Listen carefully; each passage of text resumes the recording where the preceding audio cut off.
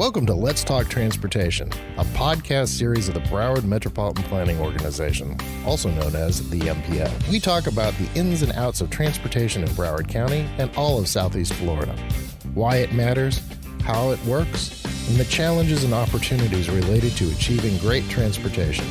I'm your host, Greg Stewart, Executive Director of the MPO. In this special edition of Let's Talk Transportation, we're revisiting a panel discussion that we held back on May 18th of 2023, where we were talking about technology changes that are underway and on the horizon, which will make Broward's streets safer for everyone. The special guest host for this episode is MPO's Transit Manager, Amanda Christon, who will moderate the panel discussion. Amanda? One of the greatest challenges facing many communities is the lack of a safe, connected, sustainable, and equitable transportation network. It's a challenge the Broward MPO is leaning into, focusing on today's needs while planning for tomorrow. We envision a future that ensures the continued economic, social, and environmental vibrancy of our community while promoting safe, fun, and equitable options for all mobility users. Tonight, as part of our Route to 2050 transportation plan, we'll look at what's changing with the technology that helps us move through our daily routine. A key focus of the MPO is improving safety, and some of what we will discuss tonight will help not only advance our goal of zero fatalities and serious injuries, but also improve your day-to-day travel. Joining me this evening are Broward County Commissioner Dean Furr, District Traffic Operations Engineer Jonathan Overton, Florida Department of Transportation, District 4, Candace Gomez-Cluck, Senior Director of Partnerships, Sustainable Development, and Mobility for Michelin Group, Director of Public Works and Traffic Engineering at Broward County, Scott Brunner. Thank you all for being here. Now, I'd like to welcome our esteemed panelists and invite them each to deliver introductory remarks, beginning with Commissioner Furr. Commissioner Furr. Thank you, ma'am. First of all, thank you for inviting us to be here. I've been a commissioner for about 9 years here. And a couple years ago, one of the main things that we pushed for was the search. So I think everybody that's listening is from Broward. And that is a gift we gave to ourselves, and a huge gift. It is allowing us to deal with traffic in ways that most metropolitan areas are very into, because we have money to work on a lot of things with to leverage. And some of those things are about to be unveiled actually this week. The Primo plan, which is you're going to be seeing where light rail will be going. Where you're going to be connections with the airport, seaport. You're going to see a commuter line where it's going to go from Miami up to Fort Lauderdale, and at some point all the way up to Palm Beach. Tomorrow you're seeing a entire transit station that is the only LEED, by that I mean environmentally really LEED gold, which is one of the highest you can go, but the only one in the United States, where you're seeing all kind of electric buses and all kind of things that a lot of places wish they had. So look forward to hearing from the citizens of Broward. And thank you, Candace. So thank you for having me here, and for the team including me in this. So I would say Moving On is a business-led consortium that was started by Michelin. And so because of that, we're really focused on the common challenges that are raised by our members and the types of solutions where we're seeing being implemented throughout the network really converge around a few topics. I would say hydrogen continues to be a big one. We will not get to scale on classic trucks alone. And so how those hydrogen hubs and, hydrogen solutions service the different parts of communities, particularly in ports and port operations, are playing a big role right now. And so, recently I know the team working with the CMA-CGM and some of the port authorities in Europe have just recently delivered a hydrogen refueling facility, which is going to go to scale in the coming year, which is super interesting. I would say another area where there's definitely a convergence, which is why we're bringing here to Broward County, is the importance of being able to provide the right mobility mix to rural communities or disadvantaged communities. There is definitely a lot of energy in the network on how to do that, and whether that is rethinking the concept of how you get professionals in and out, so off the roads and into different types of transit. We'll call them smart shuttles. How do you do that? So the good portion of many of the partners are working on those prototypes right now. Another solution is really how do you think about re-existing or repurposing existing or older infrastructure, such as rail lines. In France, you see a partnership right now between SNCF and Michelin, really developing a dual-purpose road-rail vehicle as a way to rethink. Using rail infrastructure is not a new idea, but this is a different way to deliver new benefits for rural communities where the car ownership is incredibly low. And then the work here within Broward County and these thriving communities to really rally the troops in the ecosystem around what's the right mobility mix to provide better access to employment opportunities and quality of life services. So that's I would say definitely a convergence, and all the technologies that are involved in that. We were just earlier talking about the importance of trying to de-silo some of the data in vehicle to everything, so that we can provide the right visibility to braking events or car events that can improve, the infrastructure that's being planned to make streets smarter and safer. So that's just some of the examples. Wonderful. That sounds exciting for Broward. Scott? Good evening. Thank you so much for having me here. And great to be here with the panel. So I'm the director of the Broward County Traffic Engineering Division. I've been a director actually on and off for about, I've been with the division for almost 14 years. I was director for several years. And we have a lot of exciting things happening through the surtax program that Commissioner Furr had just mentioned. And of course, we have a lot of partnerships.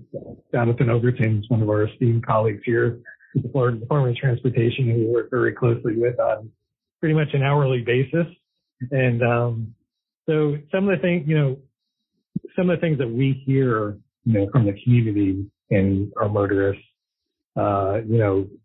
is really, congestion management, something on everybody's mind, safety, traffic intrusion into the neighborhood, protection of our most vulnerable users, our children, our pedestrians, transit users, our cyclists, and, integration of technology, where, in the last 3 years, we've probably seen more technological advances on the signal side than we have in 20 years or 30 years, 40 years.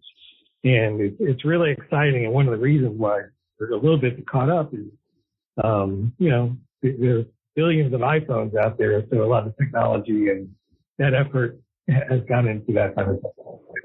Whereas there's not, relatively speaking, there's not a lot of traffic signals compared to that. So the industry hasn't been that super focused on new and emerging technologies, but it is now. And we're starting to see really great things in artificial intelligence. And, we're just, our agency is actually working on several initiatives, partly funded by the surtax. One is the adaptive signal control. Adaptive control is, it's much different than sort of our traditional way of managing traffic signal systems. It kind of throws out a lot of those, sort of pre-canned, we work, when we do timing plans, we're working a little bit on averages. Mm-hmm. And our detectors have the ability to adjust to a certain degree. It's kind of like a box that side, kind of has some flexibility, but it's not really amorphous. And an adaptive signal system is more like so everybody really can adjust to what's happening out there in real time. And so that's really exciting. We're deploying approximately 22 corridors or sub areas throughout Broward County, part of the surtax. Most of it will be built within the next 6 to 7 years. But I would like for Jonathan to introduce himself before then. Thank you. Thanks, Scott. Jonathan Overton. I'm the District Traffic Operations Engineer for Florida Department of Transportation District 4, which is 5 counties in Southeast Florida, including Broward County, Palm Beach, Martin, St. Lucie, and Indian River. I have been with the department for over 30 years, and I've been with traffic operations the vast majority, 26, 27 years or so. So, long time. So I would say, one of the initiatives that I'd like to talk about that I find exciting that we're doing right now is a program that we're calling Smart Work Zones. So the idea here is to be able to actively monitor the road network near major work zones, around major work zones. So what I mean by that is that you would have a section of road that's under construction. And typically the contractor has their devices out indicating to, letting drivers know what's coming up, that we need to slow down, expect delays and things like that. But that's only in the limits of the project itself. A lot of times you actually have detours and they point, go that way, and that's all. Well, our smart work zones go beyond that. So what we're doing, and by the way, the contractor is set up that way because, well, he's only being paid to work within the limits of that road, and not outside. So what we've done is we have been able to purchase sort of a small fleet of equipment like cameras on trailers and sensors and things like that we can deploy just outside the road, the construction area, so we can actively monitor the traffic that's going around it or being detoured near it. A lot of people will take a different route because I just don't want to drive through the construction, So not only monitor it, but then do something about it, when there's a problem, to try and decrease delay. We work very closely with Scott's group at Broward County Traffic Engineering and with their operators so we can fine tune the signal system on those detour routes and help traffic flow, through the area more efficiently and safely. No one likes to keep stopping at the red light over and over and over. After a while, they're so frustrated that you start finding people just running the red light because they've had it.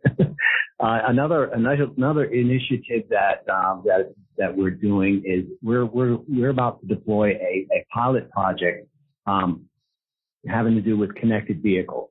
Now, we don't make connected vehicles. We don't manufacture, but this idea here, we are working to facilitate their use on the road. So setting out, deploying roadside units.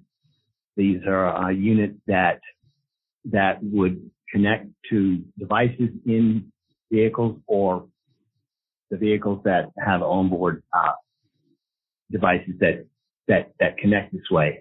But the focus that I'm excited about here is there's a focus on freight.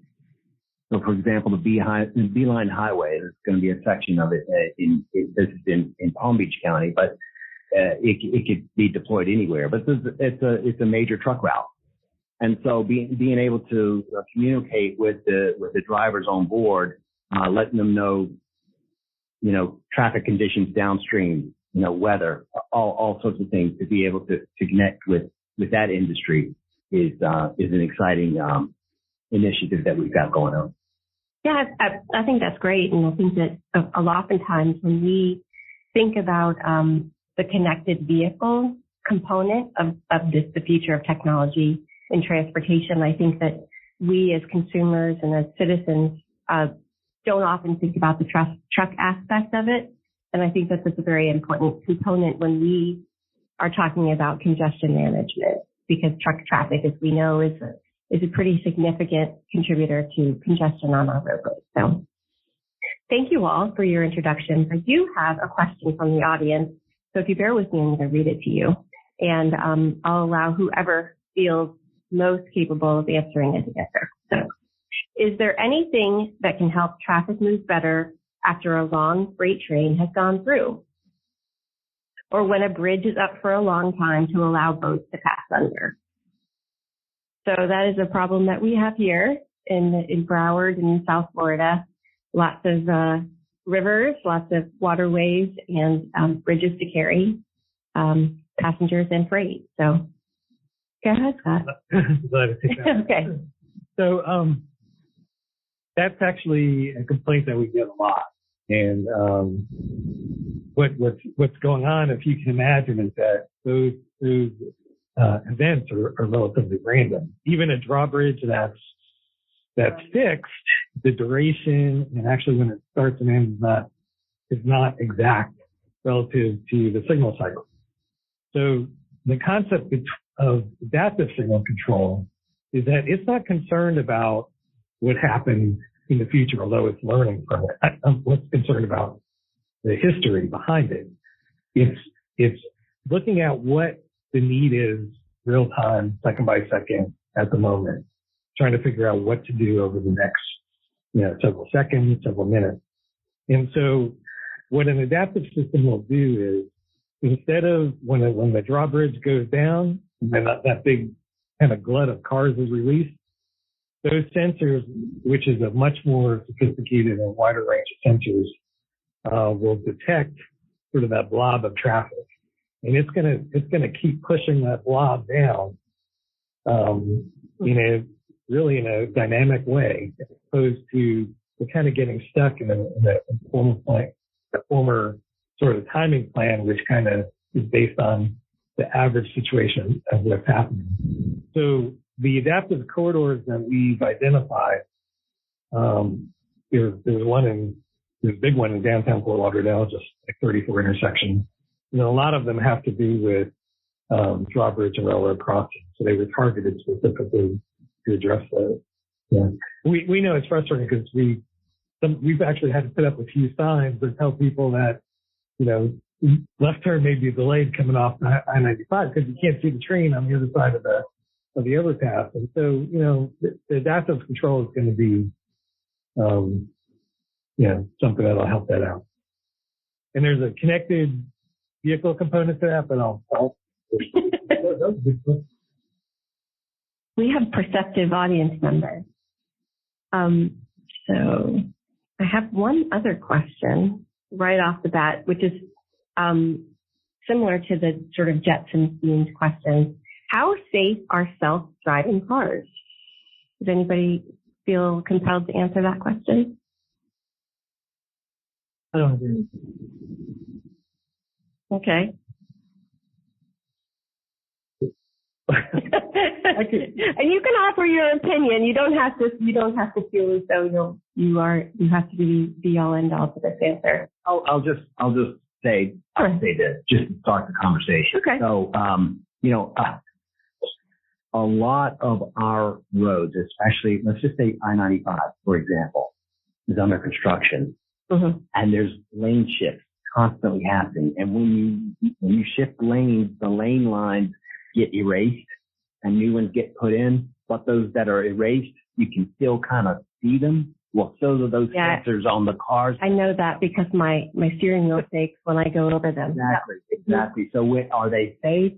Maybe on a well-marked, no construction roadway, maybe.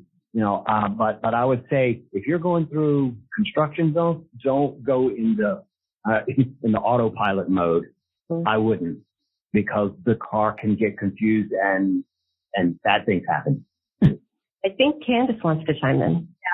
Yeah, and my opinion. But I would I love what you just said, because I think it's not just a question of the readiness of a self-driving car, but it's the readiness of the infrastructure that plays heavily into its safety component. And if you look at, parts of the world that are more advanced in those types of solutions, other parts of Asia.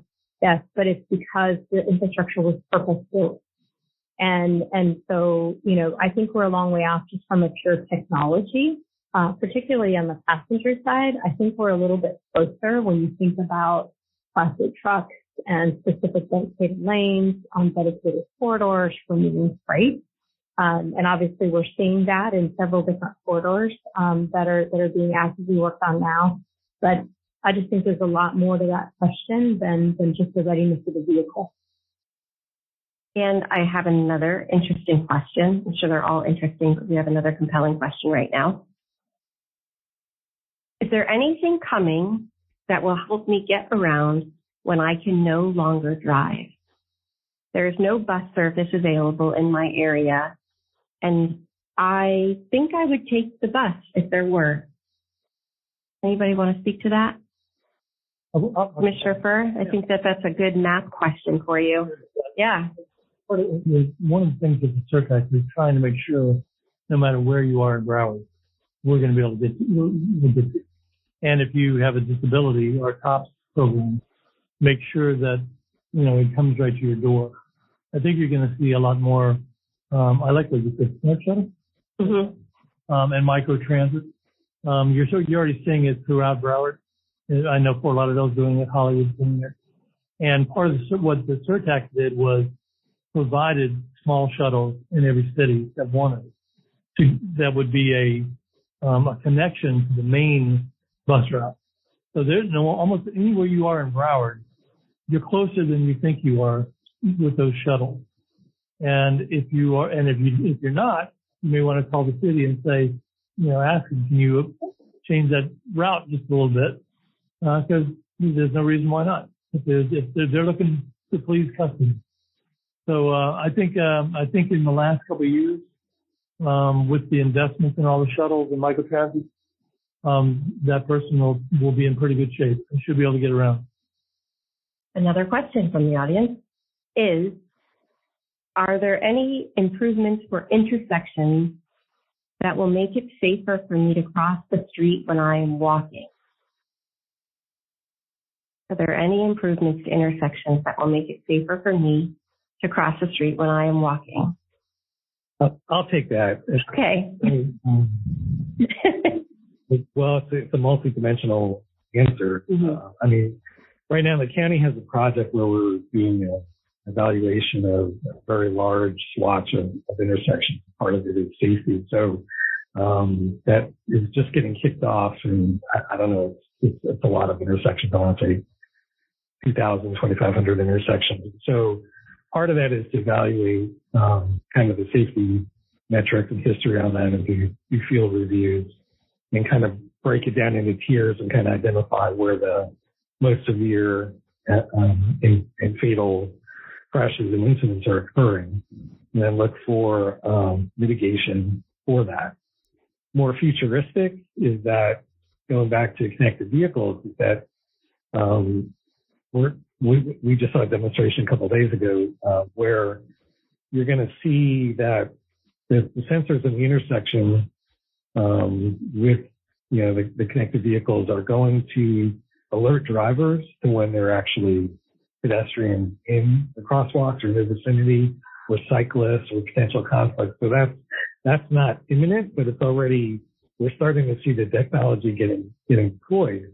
And the estimates we got were we're probably 7 to 10 years out, where the cycle of purchasing a car, where we'll have an onboard connected vehicle, the base onboard equipment will be already in the manufactured vehicle, and so probably 35% or so of the vehicles on the road will have that technology, as compared to 4 to 5% right now. So there's sort of these basic practical things we can do through engineering study, and then there's this more sophisticated future as a connected vehicle sort of detection that we're going to start seeing. And I think that's great that you pointed out the vehicle purchasing cycle, the lifetime of a vehicle purchase, in an average American family home, that's 7 to maybe 10 years, and programming to accommodate that or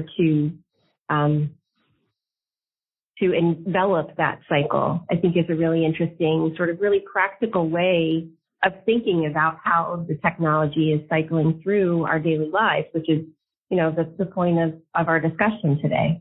I also think, you're going to have those onboard units of search too. So it's going to be interesting to see the market, how that goes, because you can already start to get some of them now. But, for your 67 Chevelle that's sitting in the garage, you could go out and buy one of those pretty soon. Yeah. Yeah. Right. Candace? I love the topic. And I think that certainly, V2X is the next frontier. And I also think from my perspective, I see a rallying of the private sector to really try to move the ball forward in terms of what's available from vehicle events.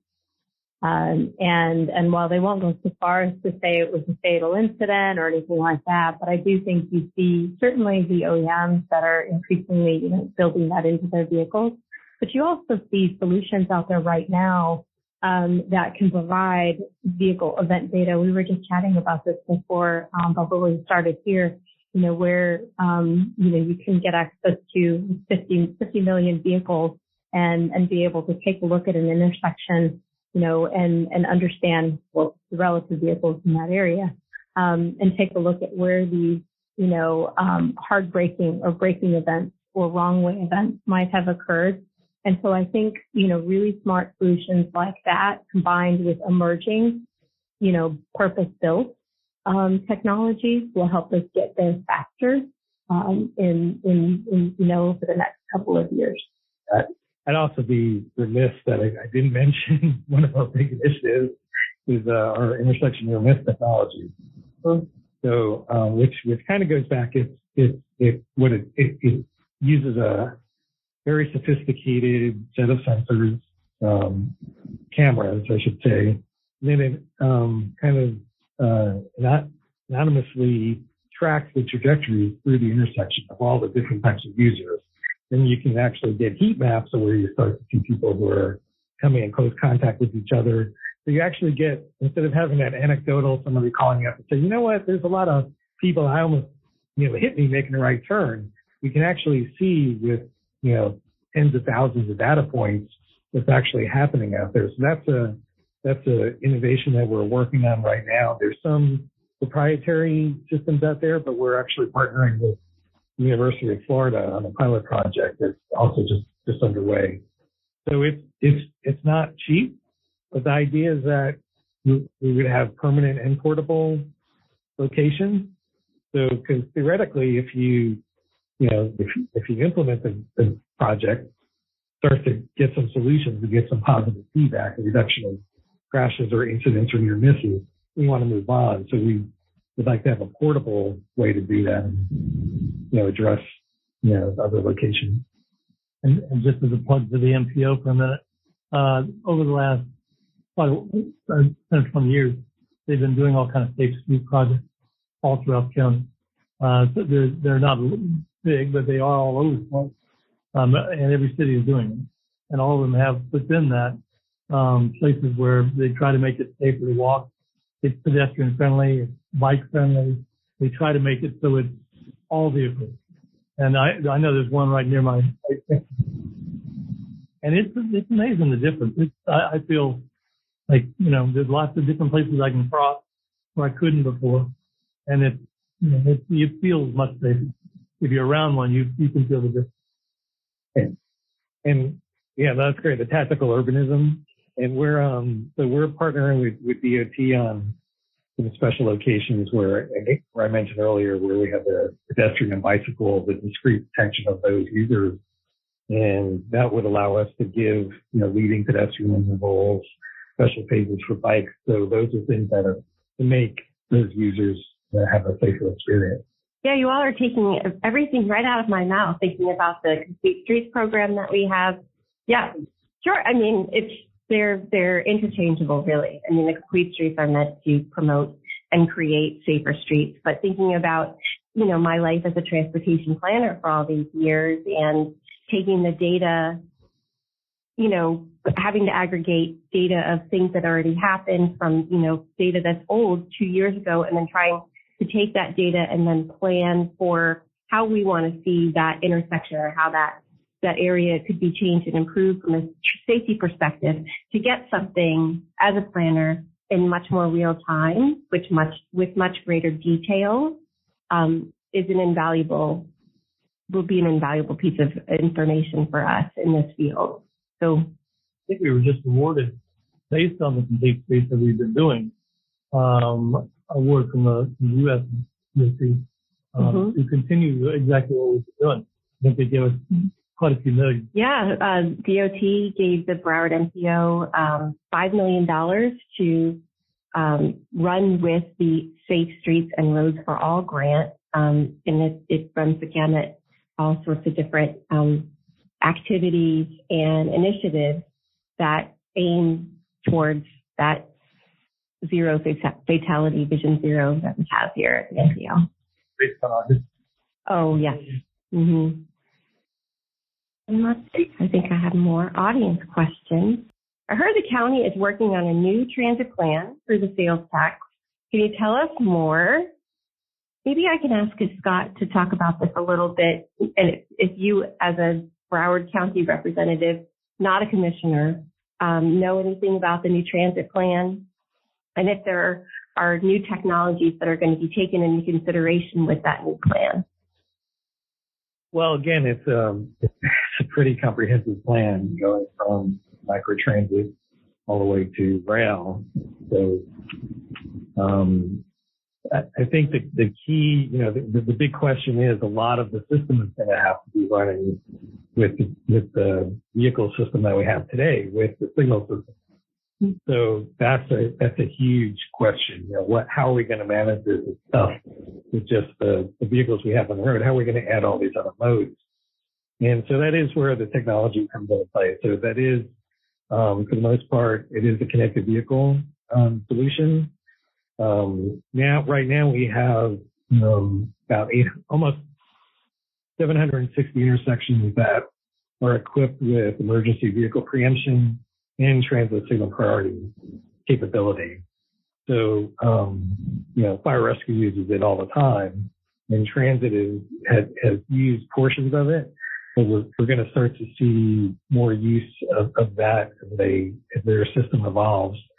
But it's going to be very exciting, I guess is the word to use, when we start to bring some of the bigger portions of the system online with the traffic signal system.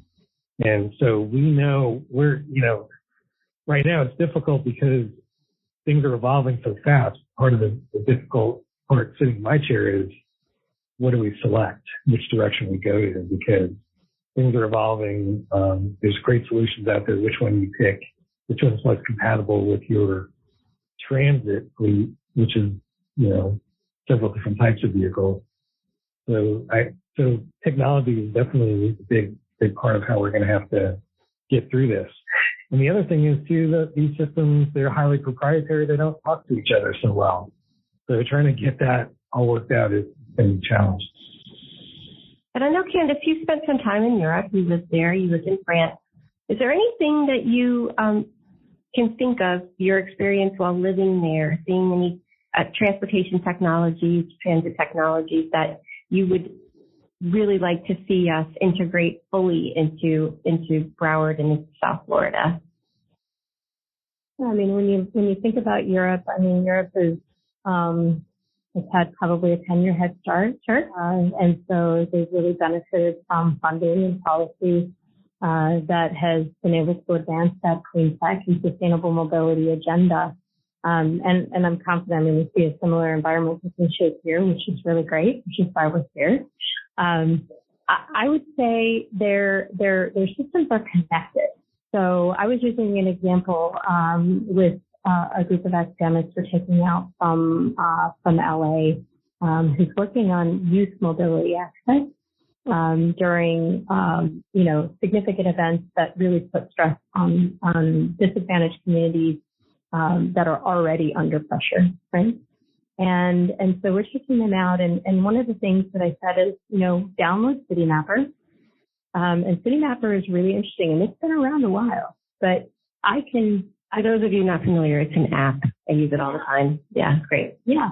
And, but what's really interesting is that at any given moment, it's sort of in my hands, as the user to be able to say, it gives me multiple options with different modes, available to me. I can walk a block. I can catch the bus, and that bus is going to take me here or there. I can grab an electric bike. So it really gives me lots of different solutions. And especially as an American coming over there and really taking advantage and learning, wow, how amazing public transit could be.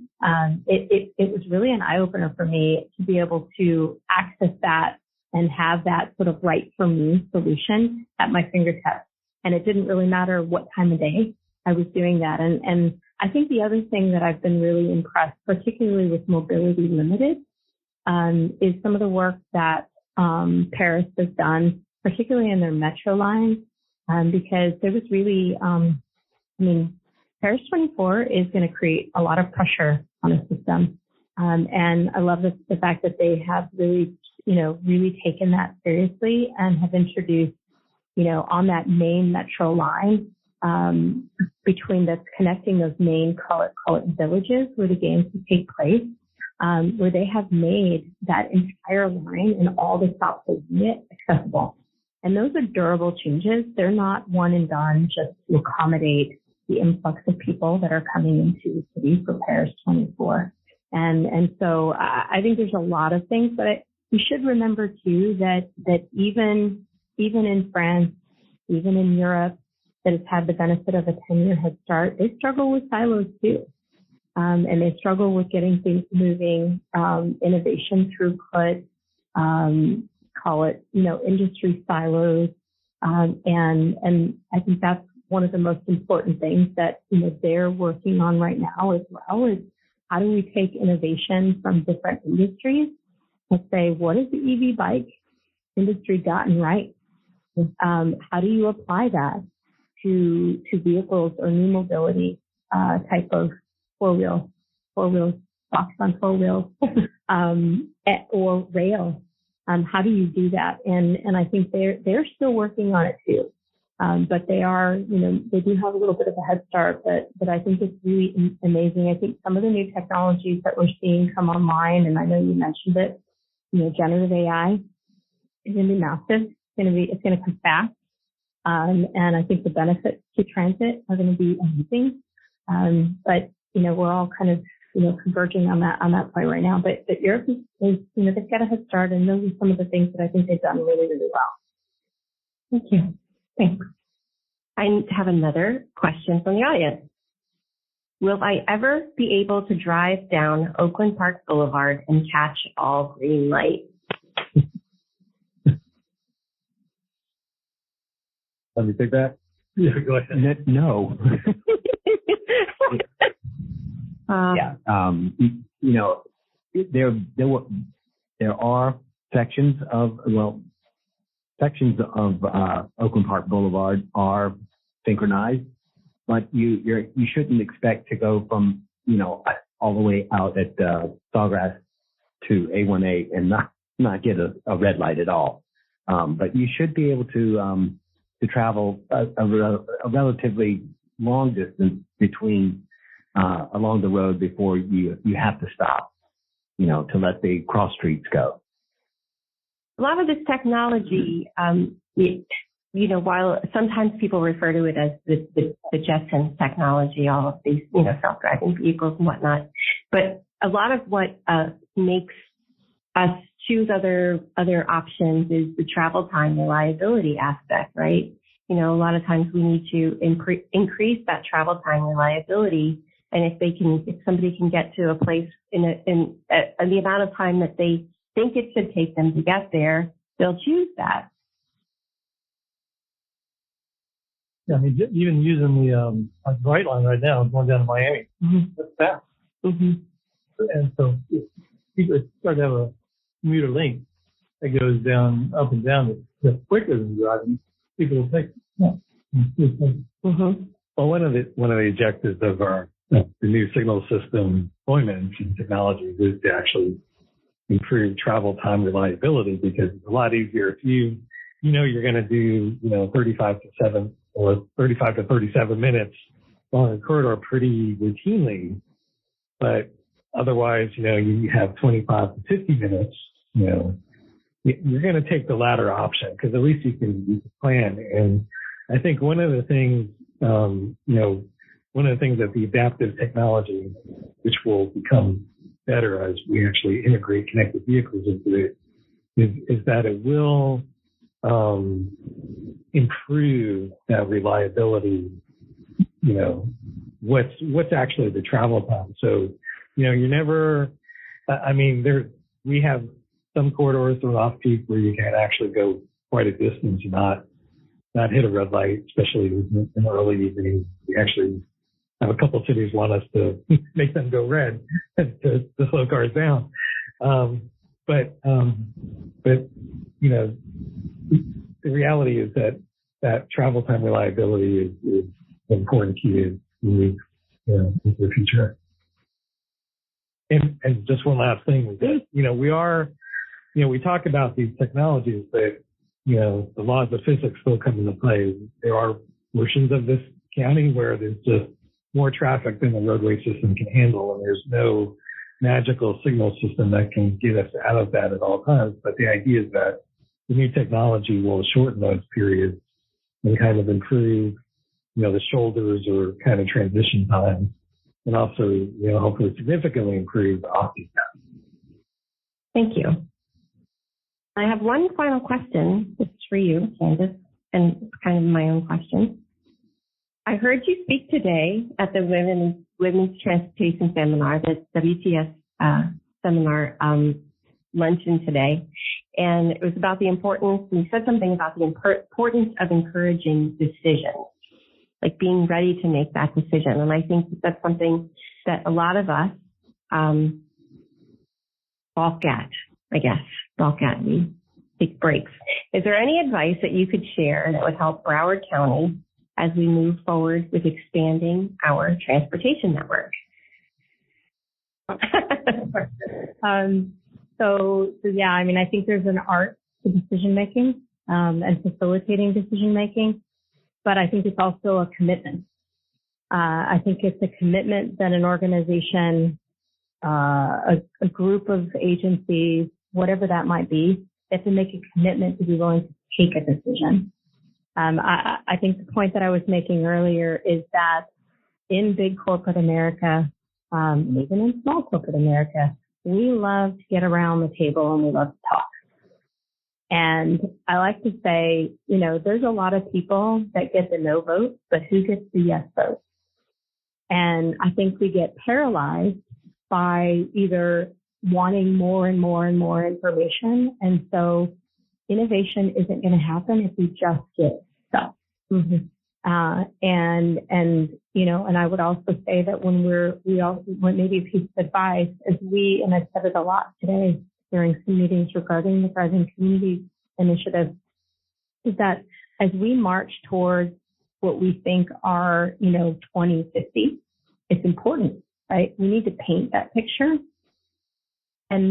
But we can't lose track of the 90% opportunity that we have today to make things more safe, efficient, environmentally friendly, and accessible. And so it's easier to postpone those things that farther out. And I don't envy the job that you guys have to do to really think about, the leading in, to the fund that was created, the gift that Broward did to itself. But decision making, you have to have a culture around decision making, and you have to empower people in those environments that they're going to be the driver to the decision. We have to leave here with a decision. And it also is incumbent on that group to understand that there's a decision expected out of that meeting. Otherwise, we get stuck. Corporate America, I'm sure it happens in government, with meetings for meeting's sake as opposed to a meeting for a decision. And those are one thing that we can learn from high-performing private corporations on that art of decision making. Yes, meetings for meeting's sake. I think we're all familiar with those. Thank you for that. So we are in our last few minutes, and I would like to give everybody an opportunity to say some final words, talk about something that is of interest to them in the arena of technology and transportation. Scott, I'm going to ask you first to give your closing remarks. Well, as Candace was speaking, I was thinking of the importance of policy and objectives. And, you know, when it comes to transportation, there's a wide variety of opinion, perception. And so we get paralyzed because we may not, our agency, sometimes when we think we're doing a great thing for pedestrian or bicycle safety, we get a backlash because we still have a predominantly vehicle-oriented community. So we kind of need, in order to go forward, we need those policies and backbone to support those type of things, so we don't undo the start of what could be significant strides in safety. Thank you, Jonathan.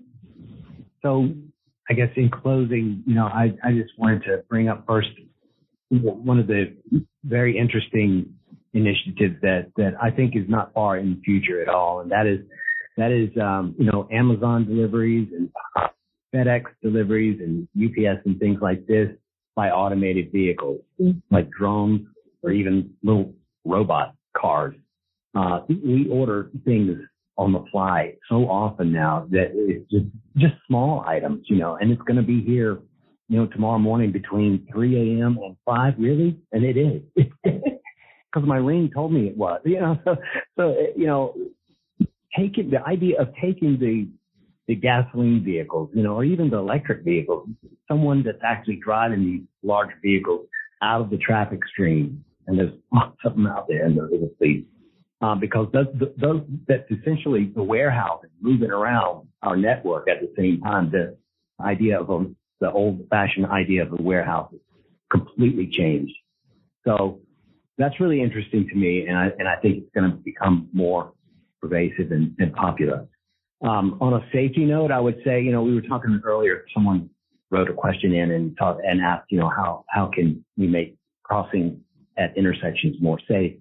Some of the answers were given really, I felt sort of focused on identifying where the hot spots are, the problematic areas, but then what do you do about it?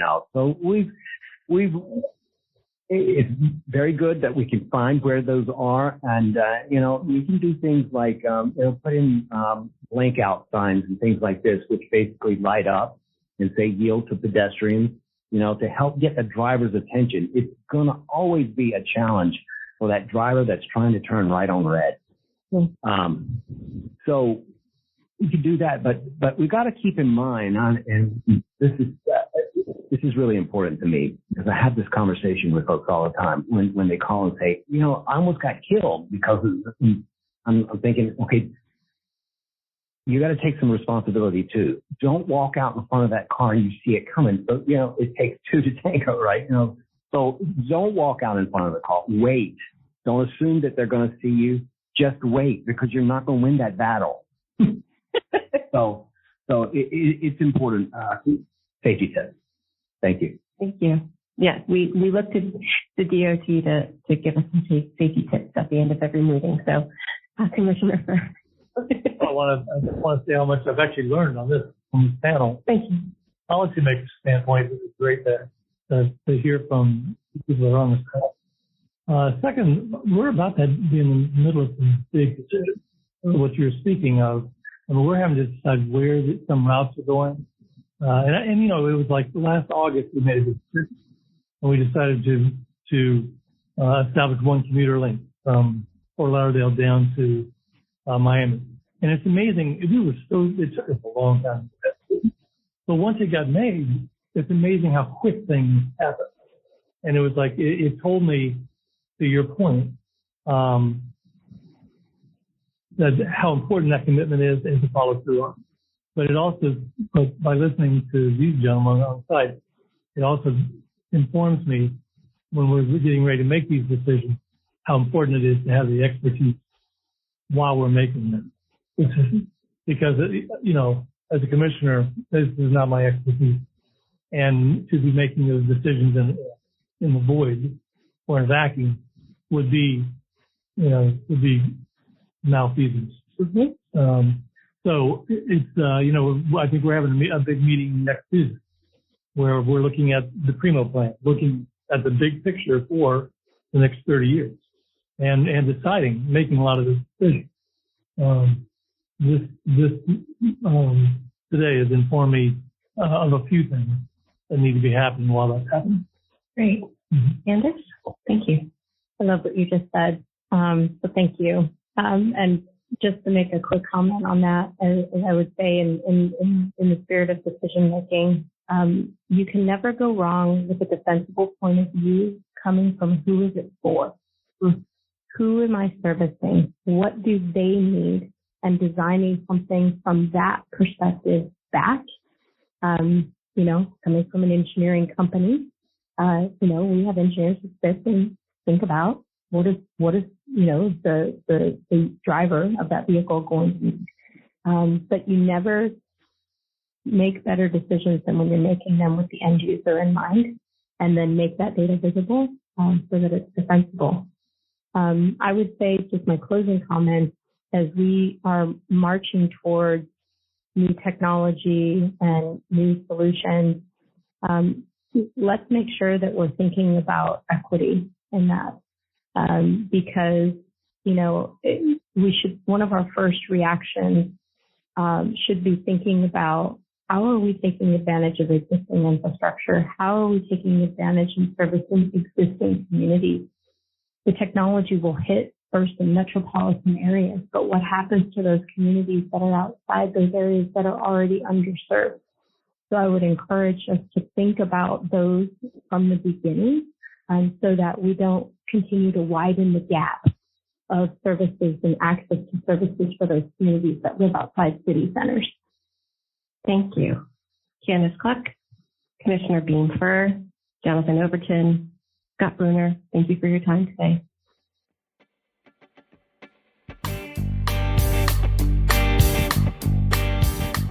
The Let's Talk Transportation podcast is produced by the Broward MPO, where every day we fund and implement projects that move people and goods, create jobs, and strengthen communities. Learn more at browardmpo.org and follow us on Facebook, Twitter, Instagram, and LinkedIn at Speak Up Broward.